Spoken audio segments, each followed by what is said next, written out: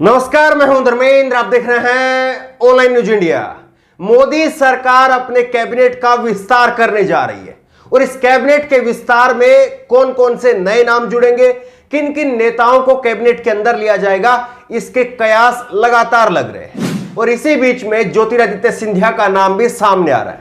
कहा जा रहा है कि ज्योतिरादित्य सिंधिया को भी मोदी सरकार अपनी कैबिनेट में ले सकती है, उनको कैबिनेट का दर्जा दे सकती है। लेकिन ज्योतिरादित्य सिंधिया को आखिरकार कैबिनेट में क्यों लिया जा रहा है, इसको लेकर भी लोग सवाल खड़े कर रहे हैं। कहा जा रहा है कि जिस तरह से उन्होंने कांग्रेस की सरकार वहां पर मध्य प्रदेश में तुड़वा करके बीजेपी की सरकार बनवाई, उसी का यह इनाम भारतीय जनता पार्टी की तरफ से दिया जा रहा है। लेकिन मध्य प्रदेश के लोगों को, मध्य प्रदेश कांग्रेस के कार्यकर्ताओं को यह बात पसंद नहीं आई और इसीलिए ज्योतिरादित्य सिंधिया का जम करके विरोध हो रहा है। ज्योतिरादित्य सिंधिया के काफिले को न केवल रोका गया बल्कि रोक करके काले झंडे दिखाए गए, काले गुब्बारे छोड़े गए। जबरदस्त विरोध हुआ ज्योतिरादित्य सिंधिया का। सबसे पहले आप ये वीडियो देखिए और उसके बाद में आपको सुनाएंगे कि ज्योतिरादित्य सिंधिया जब उनसे सवाल पूछा गया था कैबिनेट में शामिल होने को लेकर के, तब उन्होंने क्या कुछ कहा था, वो भी आपको सुनाएंगे। लेकिन सबसे पहले आप ये देखिए किस तरह से ज्योतिरादित्य सिंधिया का जबरदस्त मध्य प्रदेश के अंदर विरोध हो रहा है।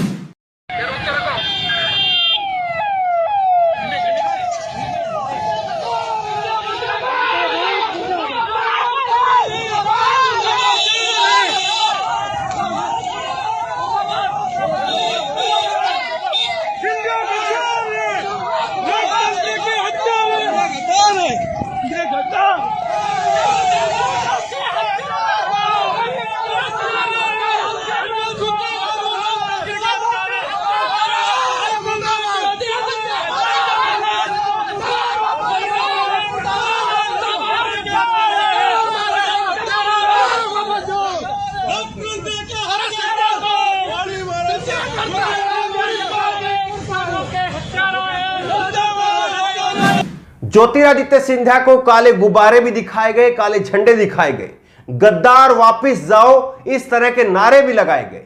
उसके बाद में ज्योतिरादित्य सिंधिया का काफिला वहां से इन कार्यकर्ताओं की गिरफ्तारी के बाद में आगे बढ़ा। बड़ी संख्या में कांग्रेस के कार्यकर्ताओं को वहां से गिरफ्तार किया गया, गिरफ्तार करके थाने में ले जाया गया। लेकिन बड़ा सवाल यह है कि देखिए, इससे कुछ देर पहले ज्योतिरादित्य सिंधिया से जब रतलाम के अंदर ज्योतिरादित्य सिंधिया से पूछा गया था कि क्या आप मोदी कैबिनेट में शामिल होने जा रहे हैं, तो ज्योतिरादित्य सिंधिया ने कहा था कि मैं अभी लोगों का दुख बांट रहा हूं, मैं भाजपा का आम कार्यकर्ता हूं। जिस तरह से नेता बात करते हैं चाशनी में डूबी हुई जलेबी की तरह से, उसी तरह का जवाब देते हुए उन्होंने कहा था।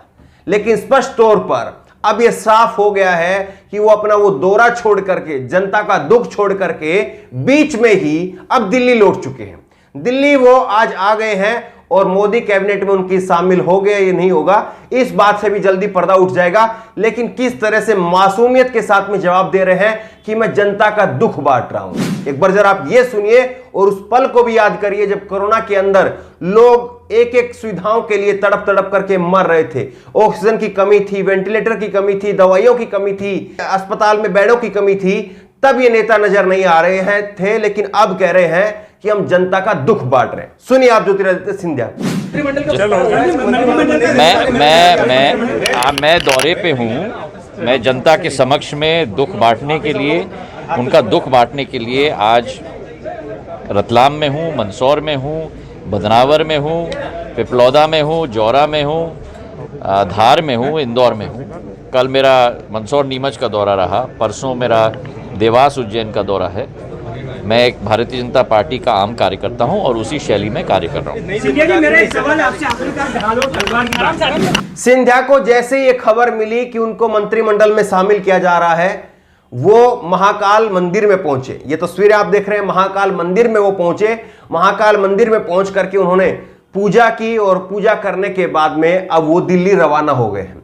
कहा जा रहा है कि जेपी नड्डा से वो मिलेंगे और जेपी नड्डा से मिलने के बाद में मंत्रिमंडल में वो शामिल होंगे। लेकिन पहले से ही ये तो महज मीडिया की लाइनें हो गई कि वो जेपी नड्डा से मिलेंगे, वो होगा, ये होगा। ये तो मीडिया में कहने भर के लिए है, जबकि सच्चाई तो ये है कि 15 महीने पहले 15 महीने पहले जब कांग्रेस के 26 एमएलए के साथ में 26 विधायकों के साथ में जब ये बीजेपी में आए थे, तभी तय हो गया था कि राज्यसभा भी जाना है और उसके बाद में कैबिनेट में भी शामिल होना है। बस इंतजार था तो इस बात का कि कैबिनेट का विस्तार कब होगा, यह सिर्फ इस बात का इंतजार हो रहा था। लेकिन लगातार मध्य प्रदेश के अंदर उनका विरोध हो रहा है। अब आपको एक वीडियो और दिखाते हैं।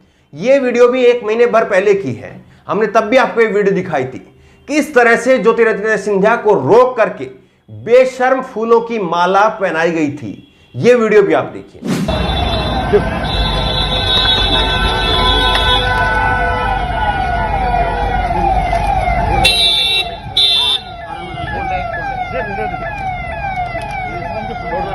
छोड़ दो।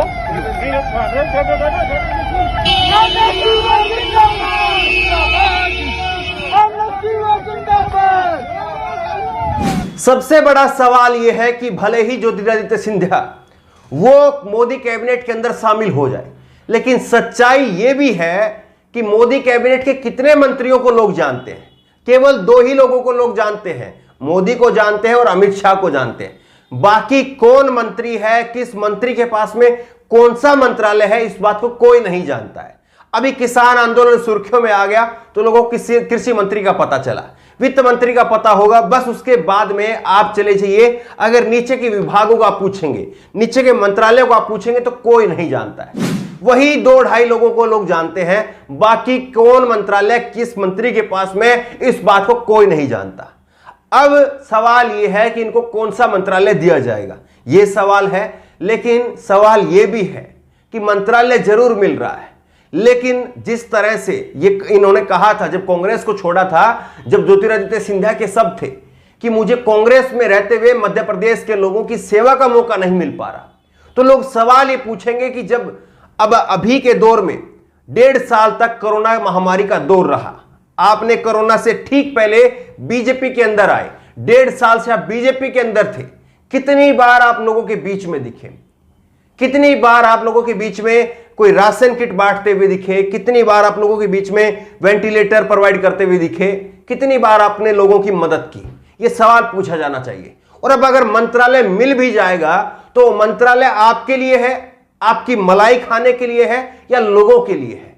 मध्य प्रदेश के लोगों को भी आप कुछ दे पाएंगे या केवल मंत्रालय आप अपने सुख सुविधा भोगने के लिए मंत्रालय ले रहे हैं?